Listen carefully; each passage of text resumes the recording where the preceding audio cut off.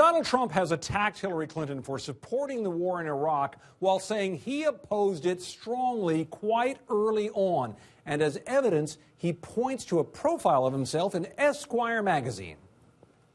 This is a quote, absolute quote. Look at the war in Iraq and the mess that we're in. So right after the war started. I would never have handled it that way. Does anybody really believe that Iraq is going to be a wonderful democracy where people are going to run down to the voting box and gently put in their ballot, and the winner is happily going to step up and to lead the country?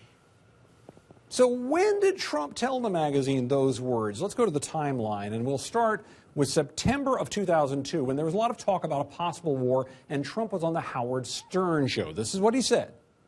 Are you for invading Iraq? Yeah, I guess so. I wish it was. I wish the first time it was done correctly.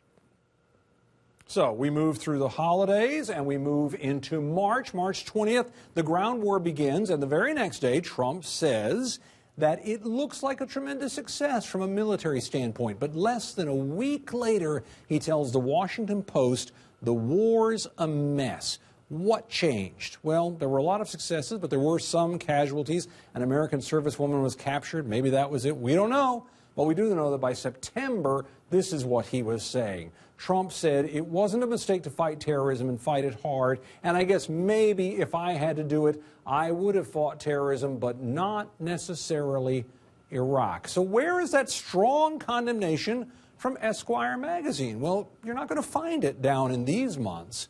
You have to go past the end of 2003 and deep into 2004, all the way to August, before those statements were made.